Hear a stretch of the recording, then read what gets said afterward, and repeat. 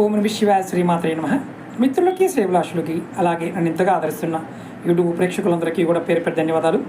మిత్రులరా, మీ అందరికీ పరాదేవత ఎల్లవెల్లలా మీతో ఉండి మీ మనోవాంఛ నెరవేర్చాలని మనస్ఫూర్తిగా కోరుకుంటున్నాను. చాలామంది ఆఫీస్కి వెళ్ళేవారు, పనికి వెళ్ళేవారు, ఇంట్లో పనిచేసేవారు బయటికి వెళ్ళొచ్చిన తర్వాత నీరసంగాను, ఏదో పోగొట్టుకున్నట్టుగా బాధగాను, చిరాగ్గాను, కోపంగాను ఉంటుందా? అయితే మీ ఆరా తగ్గిందని అర్థం. మన శరీరంలో ఆరా తగ్గిపోయినప్పుడు మాత్రమే ఇలాంటి సమస్యలు ఎదురవుతాయి.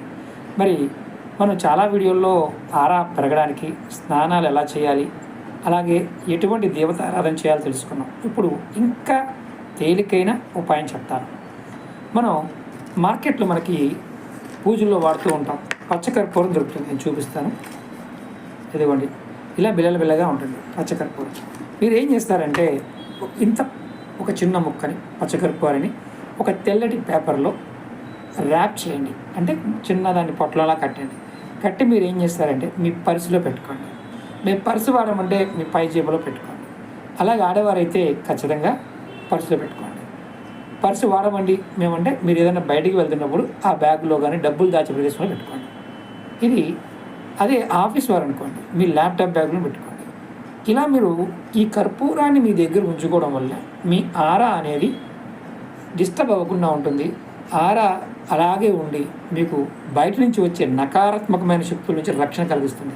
ఈ కర్పూరానికి ఆ శక్తి ఉంటుంది.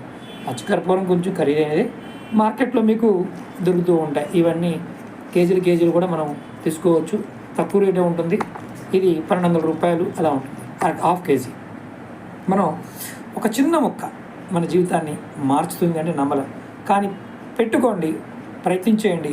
మీకు మార్పు కనిపిస్తే ఖచ్చితంగా కామెంట్ చేయండి. ఇది 100% మీ జీవితంలో వృద్ధిని తీసుకొస్తుంది. అద్భుతమైన ఫలితాన్ని పొందుతారు. అలాగే మీకు ఈ వీడియో నచ్చినట్లు లైక్ చేయండి, ఛానల్ సబ్స్క్రైబ్ చేసుకోండి, పక్కనే ఉన్న గంట సింబల్ని యాక్టివేట్ చేసుకొని ఈ వీడియోని 10 మంది మిత్రులకి షేర్ చేయండి. ఓం నమః శివాయ శ్రీమాత్రే నమః.